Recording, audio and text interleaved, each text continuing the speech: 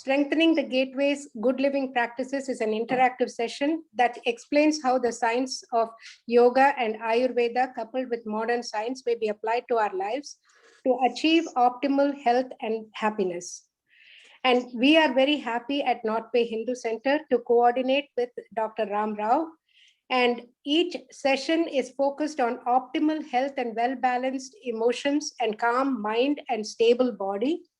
And Dr. Ram Rao, apart from his various other qualifications, and he has written this best-selling book, Good Living Practices. And these sessions are facilitating the books and ideas, the ideas and suggestions in that book, and also providing a forum where you can ask your questions and Ram will be able to answer. And so today we are going to explore how to boost the physical, mental, and emotional immunity by strengthening the gateways, also known as portals or Pancha Gyanendriya, sensory organs, connection to the body, mind, and emotions, strengthening and nourishing the sensory organs.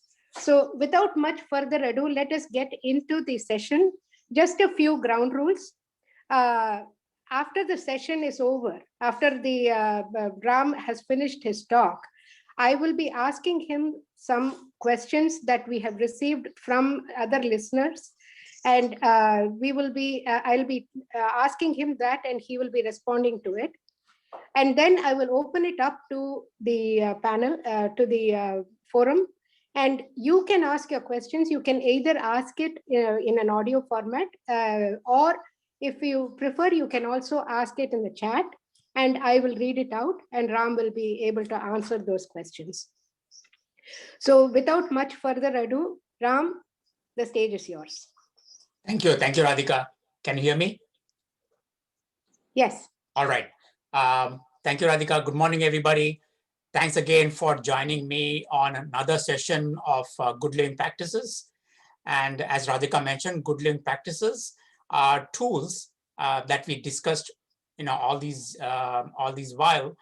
These are the tools that allow us to bring our body, mind, and emotions to function as one unit.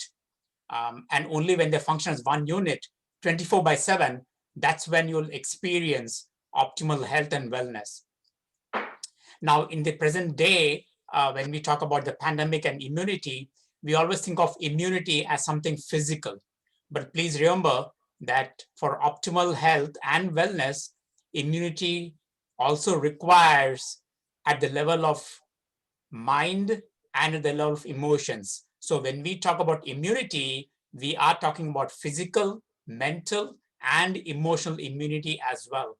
And so over the last few sessions, we actually saw or explored various tools or various tips by which we can build and sustain this immunity.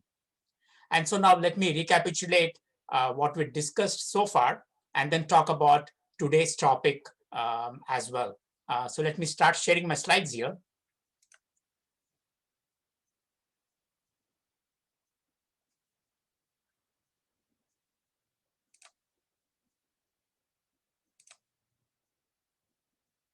I hope you can see the slides. Yes, we can. All right, good. So when we talked about good living practices at the level of body, mind, and emotions, over the last few sessions, I told you about how to bring in the way we can unite our body, mind, and emotions 24/7. And then we explored these aspects in terms of cooking. We explored this in terms of conscious eating. And we also noticed how eating and cooking can be meditative or can be mindfulness. And then I told you the importance of chewing for a count of 25 to 30. We spoke about maintaining a 12-hour minimum gentle fast. And I said how you can have this fast, say from dinner onwards until the next day morning breakfast. And then we talked about maintaining a 3-hour gap between meals, and also spoke about the importance of keeping a 3-hour gap between your dinner and sleep. And then we also explored about physical exercise and how it boosts immunity at the physical, mental, and emotional level. And then I spoke about mental training exercises or brain exercises that will help in molding or sculpting the brain, which also will help in improving the immunity at all three levels of individuality: physical, mental, and emotional. And then I also spoke about how we can combine all this. That is, you consciously having your food and maintaining a 12-hour fast. And then in the morning, the next day morning, you have a 30 minutes mental exercise followed by 30 minutes of physical exercise, and how all this will help sustain and build a strong immunity. All right. And then I said how we can have a regular act of selfless service of any kind, any duration, any form, in order to maintain this immunity at all three levels of body, mind, and emotions. And then in the last session, I spoke about the importance of tuning and maintaining a body. I said how one way to maintain or tune a body is to look at the 5 portals or the 5 gateways. Pancha Gyanendriya, that is what we call it in Sanskrit. And then I said about one easy way to maintain or sustain the immunity at all three levels of body, mind, and emotions is to look at these 5 sense organs. Because when you maintain or sustain these 5 sense organs, it's akin to nourishing the body, brain, and emotions.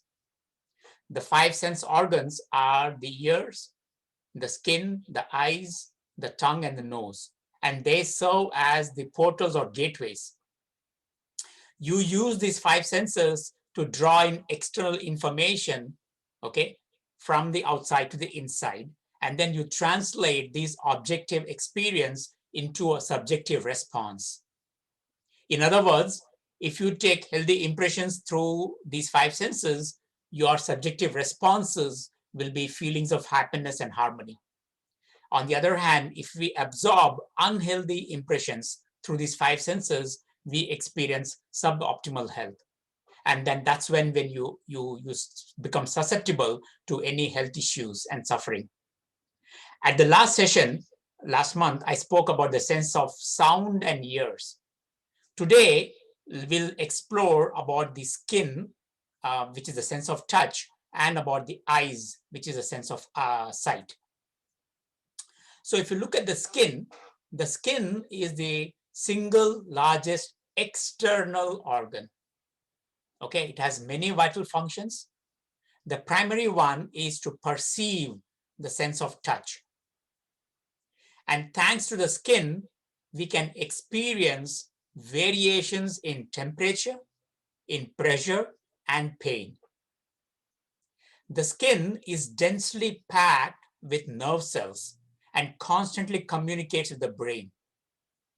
It is this sensory stimulation, the communication between the skin and the brain, that is what causes you to offer a handshake or to reach out for a bear hug or even fight back, sort of a defense response, either in the form of a slap or beating someone. Now notice a loving touch, okay, on the skin leaves you with a gentle smile or a gentle relaxation response.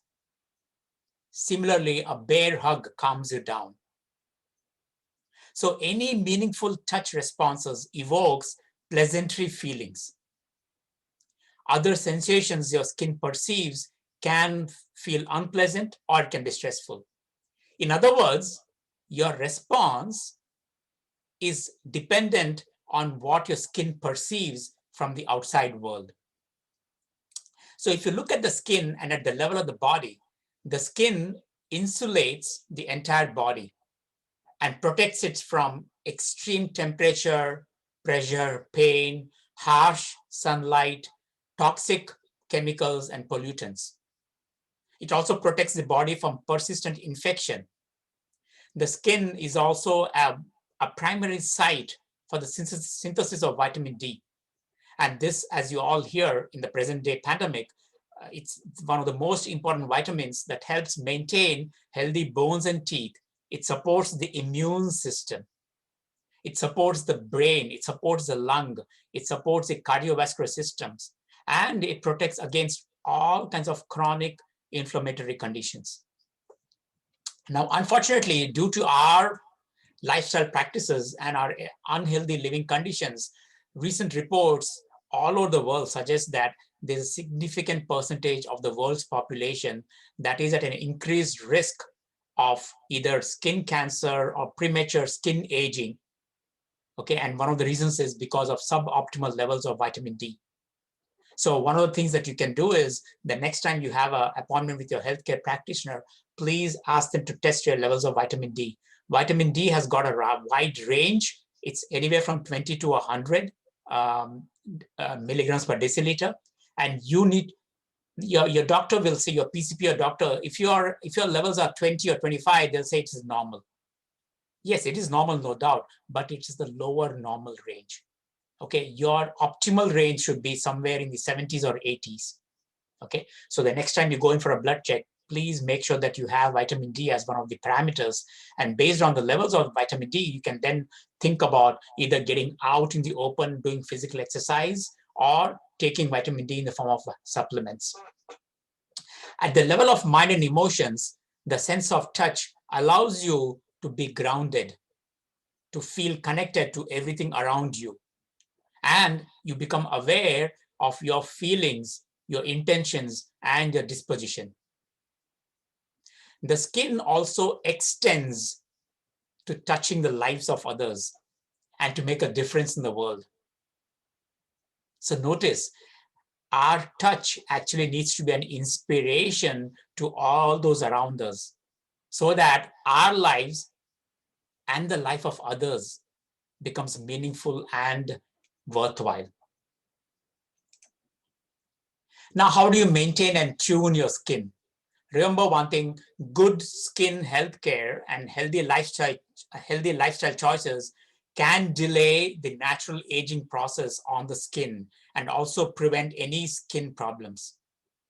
Okay, now even though I said vitamin D is necessary and for which you have to step out, so good sunlight is required, but please don't soak yourself in the sun. Okay, because intense sunlight or intense UV rays from the suns can damage your skin. So please be mindful of that. Don't expose yourself too much against the harsh sunlight. But at the same time, make sure that you step out and you're always bringing in a lot of sunlight. And if you have a habit of smoking, which I don't think we have it, but in case if you or your loved ones have a habit of smoking, please tell them the dangers of smoking at the level of the skin itself. Because what happens is the smoke in the cigarettes can narrow the blood vessels in the skin, and it can make the blood flow much slower and paler. It also depletes the level of oxygen and nutrients that are required for skin health. Smoking also causes damage to the collagen and elastin. These are two proteins that are present on the skin that gives your skin strength and flexibility. In addition, smoking also causes disruption to the lips and to the skin around the face, okay? And it increases skin cancer. So make sure that you treat your skin very gently. So what do I mean by that? Well, the first thing you can do to look at your skin hygiene or skin protection is to look at the bath products that you use in your bathroom, okay? Please read the labels. Anything that is complicated to address, in the labels, you have all the chemicals. If you are having a hard time addressing those chemical names, you know that you don't want to use that on the skin. Okay, so any synthetic chemicals in the form of soaps or shampoos, anything that has a lot of names, okay? In fact, your labels should not run to a 1 mile description. It should be either 3 or 4 components. If it runs to more than a mile, you know that there are too many things which is not good for your skin. In the Ayurvedic practice, we always talk about using, some skin beneficial flowers. And then to those flowers, you can always add things like lavender oil or jasmine oil or rose essential oil, and then scrub this lightly on the skin. Okay, so that way what happens is you're not destroying the skin cells. At the same time, make sure that you always follow up your bath or your shower with a massage oil. You can always use saffron, you can use sesame oil or almond oil or coconut oil. Okay, and then you can always add lavender essential oils, jasmine essential oils, or rose essential oils to give a nice flavor to the oils. And then pour some oil onto the skin and then gently massage your scalp, your face, your hands, your legs, your feet. Always use gentle circular strokes, okay, long and repetitive strokes. Make sure that you cultivate this on a regular basis. This allows you to appreciate and love your own skin and other tissues as well. At the same time, notice how these simple procedures can actually calm your mind and calm your senses. Gone are the emotions and gone are the mental dramas in the mind. Okay, so just a mere application of massage oil calms you down. And of course, I spoke about a healthy diet in one of our earlier sessions. So make sure that you bring in a healthy diet to invigorate your skin. And I spoke about the impacts of stress. So make sure that you manage your stress so that you can, have very less impact or deleterious impact on the skin itself. Now, when you talk about the eyes are one of the most beautiful and expressive organs. Together with the brain, the eyes are responsible for converting all the visual impulses from the outside. And from the outside, these visual impulses get transformed in the optic nerve and then sends the images to the brain, and then the brain converts that into electrical signals and it converts that into images. So there are specific areas in the brain that allows us to appreciate and enable us to absorb shapes, sizes, colors, and objects in a multidimensional world. That's at the level of the physical body. At the level of mind and emotions, our eyes are responsible for our own perception of our own selves. Our inner vision constantly reminds us of our own true nature and our close connection with the universe. It's through our inner vision we allow us to understand and recognize truth about the outside and truth about our own selves. Our true nature, in order to become aware of it and to appreciate the divine in all of us and the divinity outside of us. So notice how this allows us to know our true nature, to recognize or understand our purpose in life, and the various contributions we can make in order to bring about changes or the good to the society and to the humanity. The question is, how do you tune and maintain your eyes? To fully appreciate the eyes and the perception of sight, we need to do everything we can to keep our eyes and vision perfect and healthy.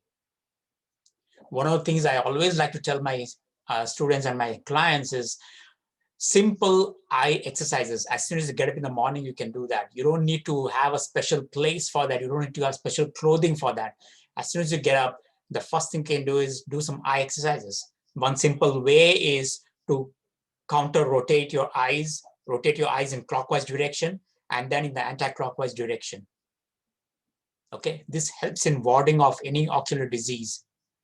The other way, after rotating it clockwise and anti-clockwise, is to look up and down. Okay, looking up to the roof and looking down to your toes. A very good method of exercising your eyes. The other way is to palming the eyes, especially good before you go to sleep and after you wake up. So you can rub your palms vigorously, and then when you generate enough heat, you can cup your eyes with the palms. When the warmth subsides, you remove your palms again and then repeat the procedure. This exercise actually helps to maintain proper vision. It sharpens the ability to discriminate between various sizes and shapes and colors, and also enhances your perception. This in itself is very good to sustain and maintain your eyes and vision. If you want to go one step further, I would suggest doing what we call intraocular massage. In Ayurveda, we call it netra basti.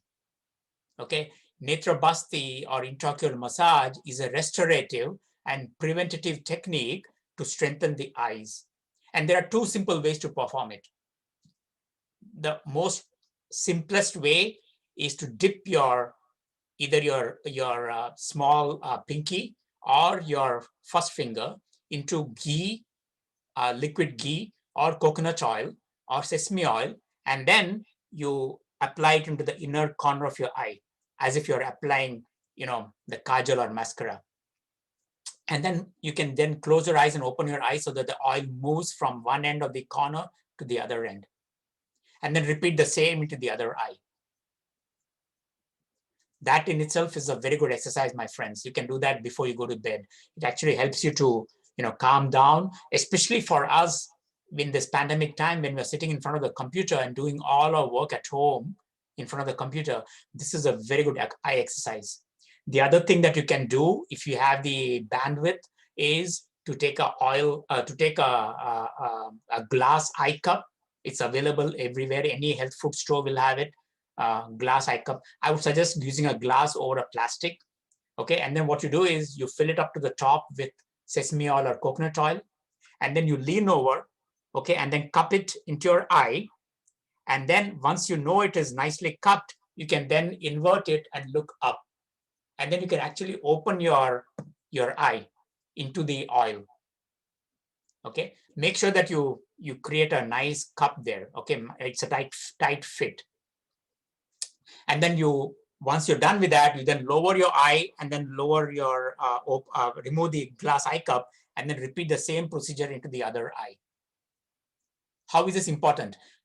We call it an intraocular massage or netra basti. Extremely helpful, especially after a long day in front of the computer. It helps to reduce the stress. It helps to reduce the tension.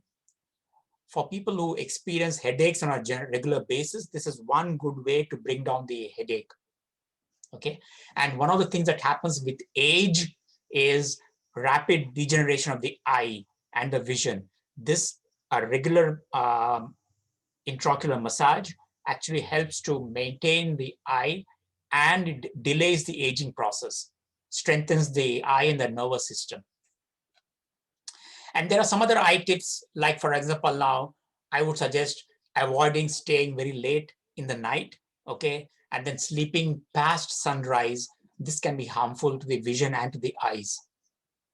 So, and when you wake up, you can first splash your eyes with cool water and then do your netra basti or intraocular massage. Make sure that you follow proper dietary guidelines, because one of the things that happens with constipation is, especially if you're experiencing constipation, one of the things that happens is it first affects the eyes. Okay, there's a close connection between the colon and the eyes, and I mentioned that in my book as well.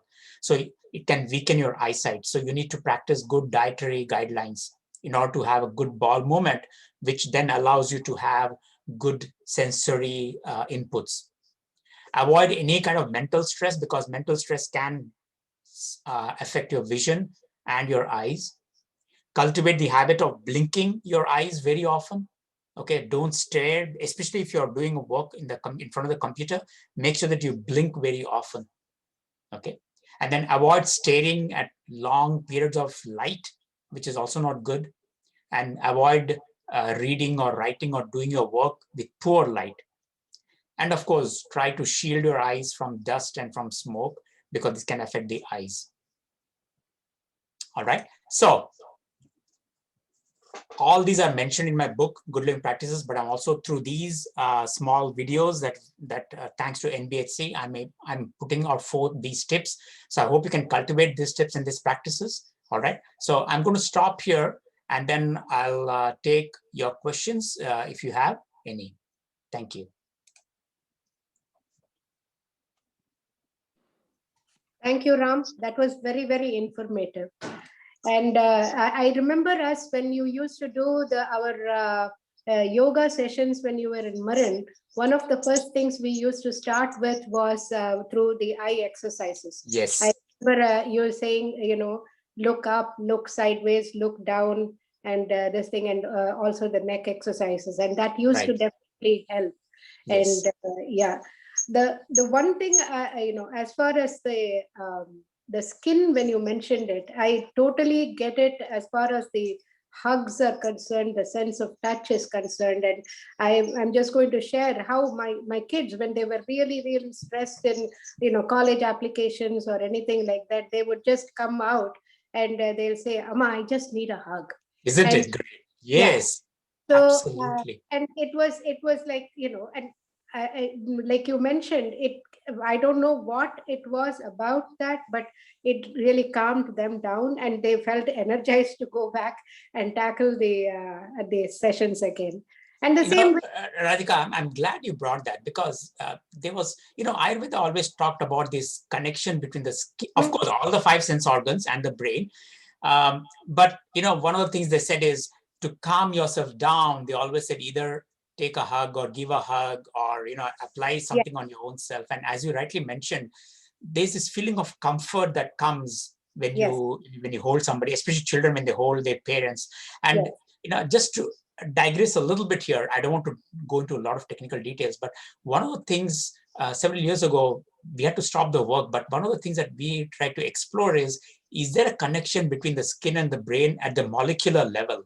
And so what we did is we actually took some skin samples and we took some brain samples, and we made a slurry of that, and we tried to look at, is there a commonality? Is there some kind of a neurochemical that is mhm. common to the brain and the skin? And sure enough, Radhika, what we noticed was amazing. Some of the stress hormones that we always link to the brain were actually present on the skin.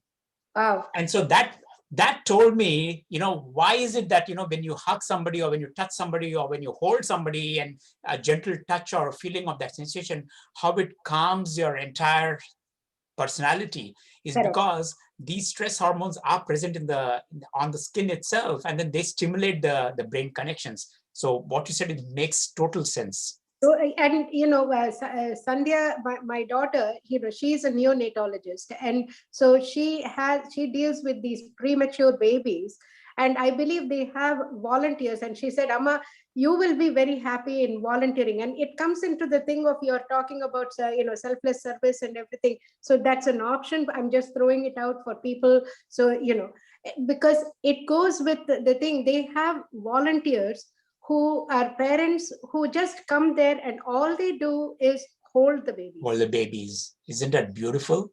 It is, and the and these are generally, they are like grandparents, or the or older people who the children have grown up, they have the time, they go and they they have this joy of holding another cute little baby. They miss Yeah. their children and they hold it. So it is, and it really helps the uh, premature babies, because they they are most of the time they are in that incubator, Right, right. so they are not experiencing the sense of touch, and I believe it really calms them down. Yes, feeling of security, Yeah, absolutely. And as you rightly pointed out, it's a great good living practice, because not only are you healing another person, another right. baby or another old person, but in the process, you're volunteering, you're doing a selfless service, and you're not expecting anything in return. All you're doing is exchanging and sharing joy. Yes, and it goes to the other end of the spectrum also. Like volunteers who are there with senior citizens, who are in assisted living homes or anything like that. The most thing that they miss is the sense of touch, and Right. and we can definitely relate to it in the past year, about the sense, how important the sense of touch is, especially like when we have not been able to meet in person. Meet. And the first Yeah. thing, I don't know if it is an American practice or this thing, but the first thing we all do when we see each other is give each a bear hug.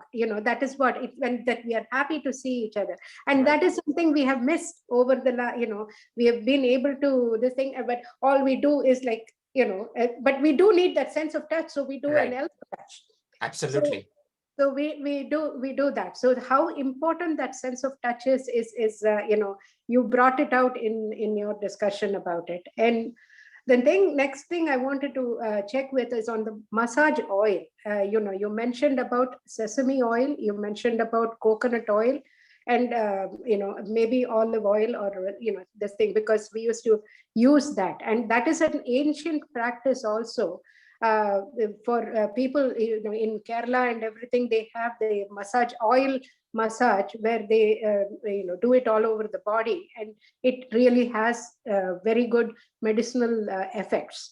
And Radhika, I think, I don't know about the present generation, but when you and I, in our generations, you remember when we were babies, one way of providing security to us was our mothers used to put us in their lap and then massage us after a shower or before a shower, remember? And that nourished our skin, and that, I mean, that was a feeling, not only just a feeling of touch, but along with the touch, there was this oil thing, and there's a warm water. We felt so pleased, and immediately the baby would go to sleep. That's a nice way of putting them to sleep as well. Exactly, that was what I was going to say. That was, and this massage lady who used to come when Bharat was little was, she would massage him, and he would, after that, after drinking, he would sleep for about 4 hours. Not even move. That is how it was. Felt very secure. And the oil bath that our parents used to do, they used to put those mustard, black peppercorn and Oh, we lost Radhika. Okay. Just to add to what Radhika was saying, the other thing, other than the oil massage, they would also use the same flour-based paste that they would apply on the little babies to gently exfoliate the skin. And even for the hair and everything, and that used to make it all the more soothing for the babies. Right. And that's the reason why Ayurveda always says that it's so important that you use, as far as possible, all kinds of natural things. So there's one thing that I forgot to mention here. So before you apply anything on the skin, okay, it's just not about reading the labels, but before you apply anything on the skin, just step back and say, if I were to eat this, can I eat it? Yes. Okay, because all those chemicals that you're going to apply on the skin, there's no point in applying it on your skin if you cannot eat it. Whereas on the other hand, think about the things that we apply on the skin which you can eat as well. So for example, now when we say turmeric bath, so when you're applying a thin paste of turmeric, or when you apply a thin paste of saffron, or when you apply a thin paste of moong dal powder, okay, as Padma just mentioned, if you take moong dal powder and then you add a little bit of water to that, and then you add few drops of either rose or essential oil or turmeric or something, and then you make a thin paste, and then it's called a lepam, and then you massage that with your skin. Those are the things which you can also eat as well. So you know that you are very safe applying it on the skin. Correct. And the thing, sometimes when I explain about the oil or anything, even my niece is here with us, and I tell her, take care of your skin. We used to do this, we used to do that. But some of the concerns that I get is when you apply oil on your skin, on your face especially, the chance of pimples, acne, those people are a little bit hesitant about applying oil because their skin is already oil and they have but is there anything that you can say to them that will reduce that? I mean, what I have done is I have applied the after massaging with the oil, we used to have the kadlama, the chickpea flour, basin. Yes. Basin and some yogurt and turmeric and chandan, and we used to put that as a mask, and that would really help in keeping the skin pliant and glow. Absolutely. So, but is there anything you can share about that? I mean, there's no doubt that if your skin is weak and if you have a weak digestive system, then because remember one thing, there's a digestion and absorption of the oil that you apply on the skin as well, because it's not going to sit there. It's going to be digested. It's going to be absorbed and digested. Now, if your digestion is weak and if you have a lot of issues with your skin, then that same oil can be deleterious. It can block the porosity of the cells, and that will result in acne and other things. Okay, so you have to be careful about how even with oilation also, you have to make sure that you have a proper digestive system, proper digestion. Okay. And then if you think that you're going to have these issues, if you think your digestion is not proper, then you don't need to do oil. You can do a dry massage. And we do have that. There are a lot of people who just the touch itself, the dry massage, which will also help. Or you can use things like apply a little bit of a, as Radhika mentioned, it's called garbanzo flour. So garbanzo flour or chickpea flour, you can apply that. That will prevent any accumulation of oil on the surface or beneath the skin. It'll remove the oil as well.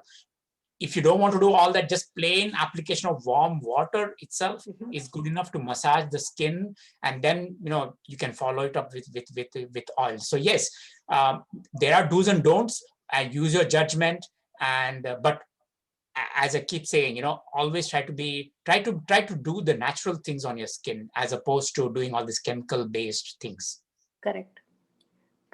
I mean, like sometimes it takes a little bit of an effort because, the chemical-based things, you take it off the counter, you're able to put it on, and then, you're done.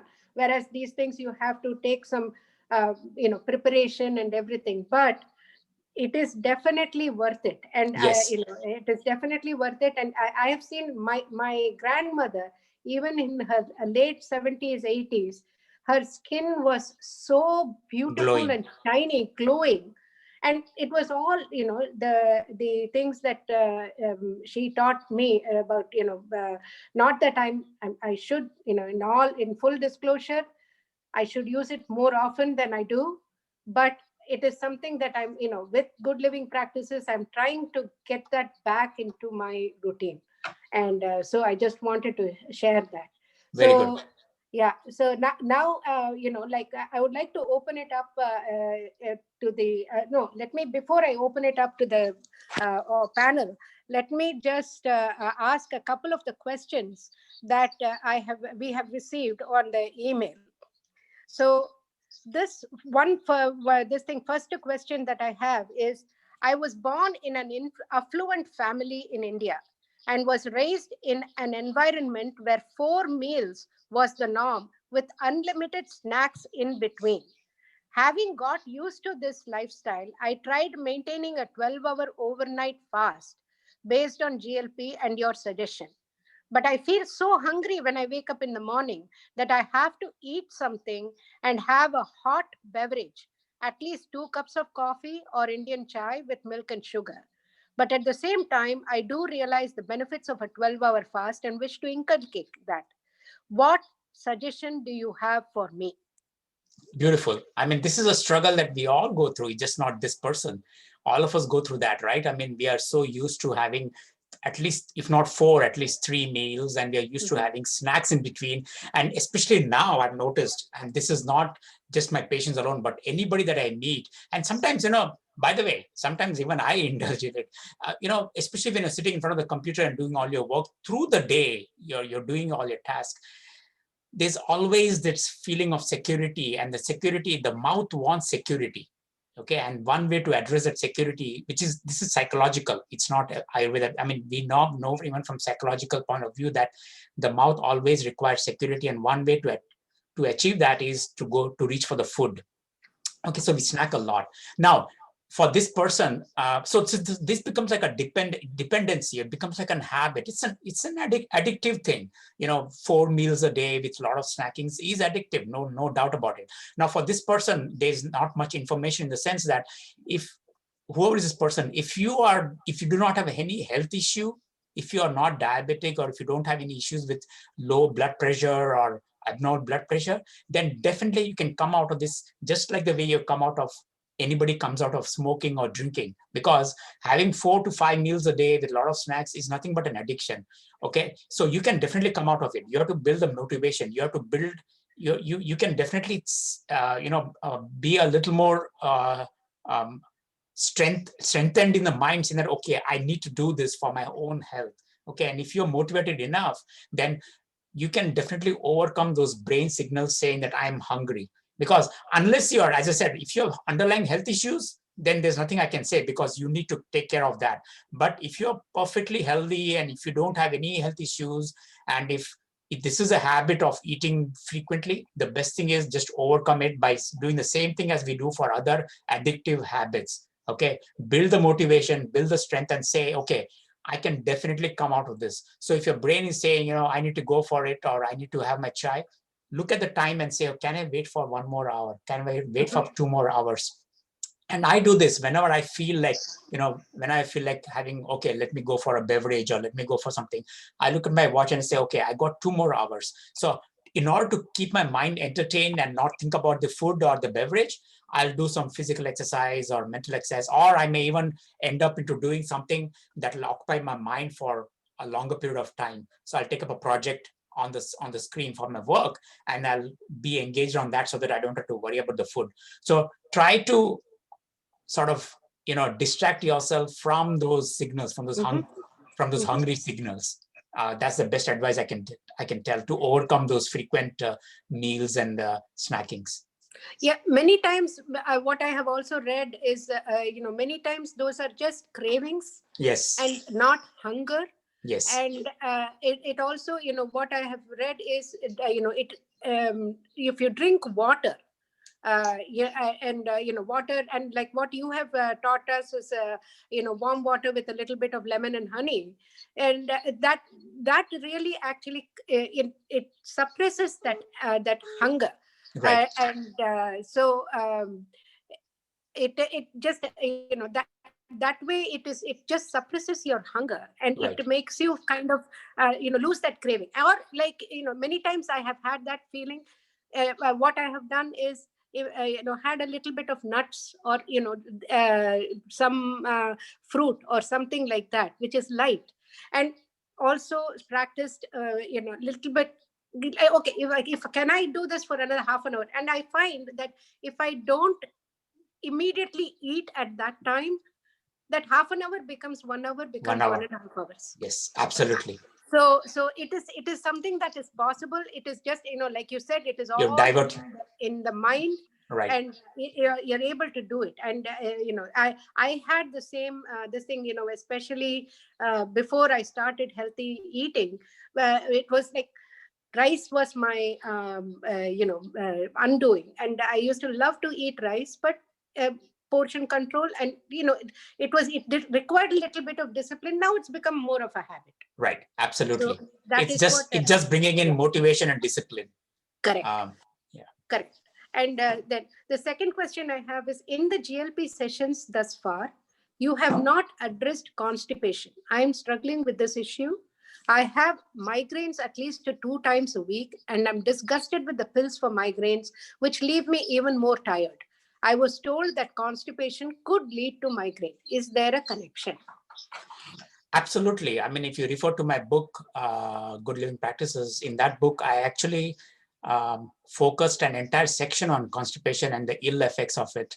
And right now I want to address that, because that in itself is a session. So we'll do that maybe as a separate session. But just since you raised the question, let me tell you that any kind of ills that come up can be attributed if you have improper bowel movements. So if you have, let's say, a weak heart, and if you have a lot of mental issues, or if you have a lot of behavioral issues, or if you have a lot of physical issues, and if you have an underlying constipation, please remember it is one of the causes for that. All right, constipation, I cannot stress enough as to what it can do if you do not have proper bowel movements, and it can affect the physical body. It can affect the brain. When we talk about the brain being foggy or the brain being cloudy, especially for people who have, aged people who have a lot of memory issues, one of the things that they have is constipation. And it can affect your movements, it can affect your stability, it can affect your groundedness, it can affect your thinking, it can affect your perception, your awareness. At the level of emotions, it brings in a lot of negative emotions. So migraine headache is just one thing. Poor eye vision, or pain in the ears, or improper feeling of taste, all these can get affected if you have improper bowel movements. So let me address that later on. But yes, you need to do everything possible in order to have a proper bowel movement, a proper elimination. So if Yes. you're eating 3 meals a day or even 2 meals a day, there is no reason why you should not have a bowel movement the next day. And if you have, I mean, it's okay, according to the Western modern medicine, they say consider constipation only as if you skip 3 days or 4 days in a row. But in Ayurveda, even if you skip 24 hours, it's considered constipation. And imagine if you do that, if you have that on a regular basis. So I cannot stress enough, you have to do everything proper in order to have good bowel movements. And we'll definitely we'll have a session on that. Another session. Yes. Absolutely. Yes. So now I think that's the end of all the questions I have. And so I will leave it open to the participants. Anyone has any questions? Hi, this is Shankari here. Thank you once again for both Radhika and Ram to make this session successful. I have a follow-up question with that somebody's email, right? That 3 to 4 meals. So Asian people, they follow this kind of diet where they just eat in proper times, like maybe like 3 to 4 hours gap every day, right? Like it's basically from morning till evening. They don't eat in the night. They eat around 5 or 6 o'clock, and then they finish it off. It's kind of four meals, but then they don't do it like in full stomach like what we Indians eat, right? It's like not hogging onto it, rather than eating it in portions, and in between snacks, like healthy snacks like fruit or nuts kind of thing. So is that a healthy way to eat like 4 meals in even that meal is not like a complete meal, like I understand. Portions, yeah. So remember one thing. I mean, I mentioned this in the book. If you look at the entire system of digestion, what happens is by the time you eat your food and then it reaches the stomach, where it gets, it comes in the interaction, it gets interacted with the digestive juices, and then the actual digestive process happens in the lower half of the stomach and the intestine. This whole process actually takes 3 hours, before your food that you ate gets digested. Now, while the food is still, so all along in these 3 hours, your food is mixing up with the salivary juices and with the digestive juices. Okay, so there's a constant transformation happening at all these levels. By the time it reaches the intestine, okay, you don't want to do anything to bring in more food, because all it happens is it will add on to the digestive process. So the suggestion is always, and this is not just Ayurvedic suggestion, Ayurveda suggested this, but even modern medicine also tells you that make sure that between 2 meals, you maintain a gap of at least 3 hours. Why? Because it takes 1 meal to get digested and then go into the intestine. When it is in the intestine, before it gets absorbed, you now are ready to take the second meal, whether it's a snack or whether it's a full meal or whether it is a glass of milk or any caloric intake. Okay, so make sure that it is 3 hours of gap. And for people who have a good digestive system, if you maintain a 3 hour gap, you can have at least 4 to 5 meals. And then as you rightly pointed out, you don't have to have a full meal, but you can have up to 75% fullness. The maximum you can have in a day is about 4 meals, okay, with a gap of 3 hours for sure. Okay. Yeah. And if you're doing more than that, then you're not following the 3 hour rule. Okay, all you're doing is you're mix and matching, and even before the 3 hour time is over, you're bringing in more items and all that. All it ends, I mean, the first time it may not do anything, the second time it may not do anything, but if you keep that habit, then what happens is that's when you have what we call metabolic disturbances. Okay, correct. Acidity, gastric acidity, Crohn's syndrome, inflammation of the digestive tract, obesity, all these things. I mean, there's so many things that go wrong with metabolic disturbances. Yeah, even the Western doctors for the diabetic patients, they refer this kind of correct. time meal, right? So it's easier so that you don't try to eat like too much of carbs at one stretch and then keep going for 8 hours or 7 hours without eating anything. Instead of that, just eat in time and then little bit portions of everything in consideration. The typical, I mean, like when you mention about the Western doctors, the typical portion that you're supposed to eat with a meal, because especially with an Indian meal, we focus more on the rice. We focus more on the chapati. We eat more of the carbs than the vegetables. Like we have 1 cup of this thing. But what we should, when we take a meal, and that also helps with your digestive process. And that's from my personal experience, is the way the Western doctors have said is you take an 8-inch plate, half of it you put vegetables, 1/4 you put protein, 1/4 carbs. And if that is your portion control, one serving of that is good. But what we normally do is we use half of it as carbs, one portion vegetables, and one portion protein. So we just have to flip our thinking a little bit and adjust. So that way, with the vegetables and the thing, what happens is you are able to sustain longer periods without wanting to eat, without those cravings, because the vegetables and the protein and the fiber, it creates a little bit of heaviness or satisfaction in your stomach, and you so don't indulge in your cravings. Yeah. So just so that everybody appreciates this. If you are a vegetarian, Yes. Okay, and if you're eating a vegetarian-based meals, please don't think that you're eating an Ayurvedic meal. Yes. Okay, Ayurveda meal is different from vegetarian meal. That's number one. Number two, Ayurveda does not say that you cannot take meat. There are conditions where Ayurveda does recommend meat, but Ayurvedic meal is different from a vegetarian meal.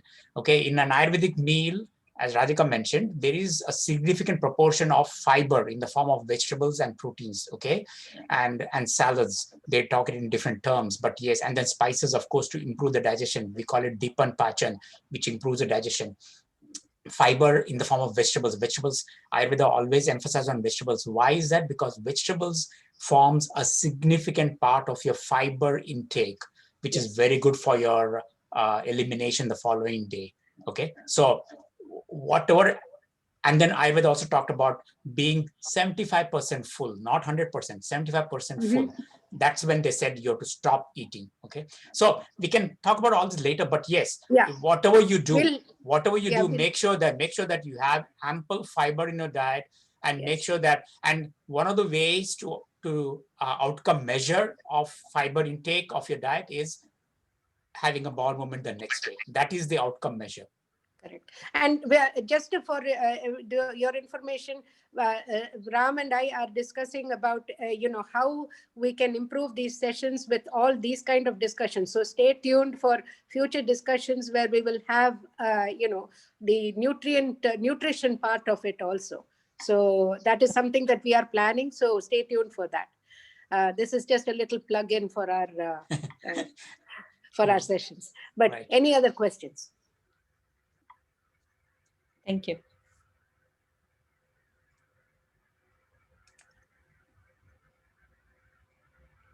Any further questions? So Ram, one thing I wanted to actually ask you about it before we close is you mentioned about the skin, and and how are there any things that we can, especially you've mentioned about drinking water and everything to improve the skin. Any other tips that you can give about the skin and the hair, and anything that we can do? Yeah, so think about all those things that you're doing on a day-to-day basis for the skin. Okay, like for example, now the first thing that comes into our mind is, whenever we talk about the skin, is what is it that you're doing in the bathroom when it comes to the skin. So look to all those things that you're applying on the skin or on the scalp, because this is also part of your skin. And then try to see if you can bring in more of organic, more of natural based products. Now remember one thing, there are a lot of companies out there that will advertise saying that, oh, we have shikakai in our system, so in our product. And so you get excited, and then you go to read the label, and shikakai is like one small component way at the bottom of the label. Okay, now remember, when it comes to labeling practices, the top are the ones that are more in amount. The bottom ones in the label are the ones that are lesser in amount, okay? And they don't talk about the amounts as to how much is present. So any of those claims that you see, especially when it comes to natural claims, make sure that they are on the top of the label. So if you see the ingredients, it has to be on the top list. either the second, if not the first, at least the second or third. Now, there are things like, when they talk about having turmeric, okay, haldi, or having saffron, or having, shikaka, or having neem. If it is present at the top list, say the first or the second or third item, then you're quite safe with that, okay? So whether it is in terms of oil, whether it is in terms of soaps, whether it is in terms of shampoos, all these require that you apply, things that are natural and good for the skin. A lot of these, excuse me, a lot of these soaps and the shampoos and all that, they require extensive chemical processing to make it the way they make it. Okay, and you may say, oh, but there's a nice fragrance. The fragrance comes out of addition of some essential oils, but that is not going to help you if you have a lot of other chemicals in the stuff. So be mindful of that. And then again, try to keep yourself hydrated. Extremely important for the skin. Yeah. Okay, the more you are hydrated, the better. You don't want to take cold beverages because that can hurt the skin. And then try as much as possible to get out and take in the sunlight, but don't expose yourself to intense. So I wouldn't advise you to go at 12 o'clock mid-afternoon when the sun is at its peak and then take a long exercise. No, that's not what I want you to do. Morning 9 o'clock, 10 o'clock is fine. Evening 5 to 6 is fine because the sun is either rising or the sun is either setting. But when the sun is at its peak, you don't want to expose yourself because that can be damaging to the skin. And then the other thing is, there is a practice for a lot of people. They like to get tanned. Okay, my friends, you don't want to get tanned because that over the period can cause damage to the skin. So whether it is in the form of going out to the beach and getting yourself tanned, or going into those UV chambers, artificial chambers where you can get yourself tanned, all these are big no to the skin because that's very dangerous. Okay, and then of course, following good practices always, hopefully will keep your skin glowing. Good dietary practices, make sure that nourishing diet, not just for the bowel movement, but even for the 5 sensory organs, extremely important. Mm-hmm. I have a quick question with respect to this one. Radhika's grandmother was looking very glowing with a good glowing skin, right? Even at the age of 70s, whatever. Yeah. But then my question is does this menopausal, premenopausal and menopausal state of women have any implications for the skin appearance, or this skin care will help them even though if they are in that state? No, remember one thing. Aging affects not just the body, the mind, and the emotion. It also affects the skin also. So wrinkling of the skin is a natural process. Yes. But the question is, are you showing those wrinkles, those signs of wrinkling at the age of 40 or 50 as opposed to 80? Because if you're showing it at the age of 40 or 50, and which, by the way, it is happening. I'm seeing a lot of people, okay, at the age of 40 plus, they are showing signs of the skin being wrinkled. That is a big no. At the age of 80, of course, because that's a natural process. Okay. Correct. So when Radhika is talking about her grandmother, she's not talking about delaying she's not talking about reversing the aging process of the skin. Yeah. She's not. Yeah. All she's saying is, despite having wrinklings or despite having those skin things, still the skin was glowing. The skin was not. Exactly my point. My point. The glow. That's what I'm trying to say. We see that at the age of in 20s or 30s, natural glow will be there for anybody for that matter because of the age. But when they are into 40s, like women particularly, I'm talking about, because naturally they are aging, and top of it, there are a lot of stress, food habits, whatever. Apart from all of these things, does the hormonal makes a difference, right? So it does. In spite of the skincare, because of this hormonal losing of the hormones, does that skincare help much, or it doesn't help? No, it does. It does, because the hormonal loss, along with the hormonal loss comes a lot of changes. Because remember one thing, I always like to tell people, estrogen, especially for women, this is especially for women, estrogen in your case is like a dam. Okay, what does a dam do? The dam prevents the water from overflowing. Okay, now post-menopausal, what happens? The estrogen level starts falling. And then when it starts falling, what happens? The water starts flooding. Okay, this is where you'll see a lot of post-menopausal problems that come with these changes. Okay, and one of the things that affects is the skin tonicity as well, the skin tone, the skin nourishment. Okay, so the way you can decelerate, so you don't want to accelerate the process because already you've got low levels of estrogen. On top of that, if you're doing all improper things, you're accelerating the skin changes. Okay, so you want to decelerate that. The way to decelerate is doing all these good living practices so that the natural losses may occur, but you're not seeing an acceleration of that. Yes, that is correct. Yeah, because what she had was very supple, very soft, smooth, and glowing skin. Right. You know, yes, the wrinkles were there. She was, you know, she did look 70 or 80, whatever it was. But when you touched her skin, it was very, very smooth and soft. Right. And not, you know, like normally what you would expect. So plus we have to remember one more thing. If your skin is weakened, I'm not talking about wrinkles again. If the skin is weakened, then you are inviting a lot of infections. Okay. Whereas if you keep a strong, if you keep your good living practices and you do the right things for the skin, you are going to ward off a major amount of disease conditions. Because remember, the skin is, after all, the conduit through which anything can enter the body. So so you have to do all those practices that will keep your skin strong. Correct. I think, I mean, this is just a humble suggestion or request, whatever you can take it as. We should have this women's skin care as one session. Got a lot of questions. Okay. No time's enough for that, right? Women are so worried after 40, 45 because that's more of the concern. Yeah. Sure. We'll definitely think of that. We'll think about that. Definitely. Thank you so much. Sure. So once again, thank you for a wonderful session, Ram, and really happy to have you on the board and giving us all these good living practices, and looking forward to more sessions with you. And everybody, you want to stay tuned, encourage and share the good living practices. It's available on our YouTube channel, and any ask people to join and also share the sessions and let them also be part of this so we can spread the good message around. And any other, if you would like to stay tuned, please go to www.northbaytemple.org and stay tuned for that.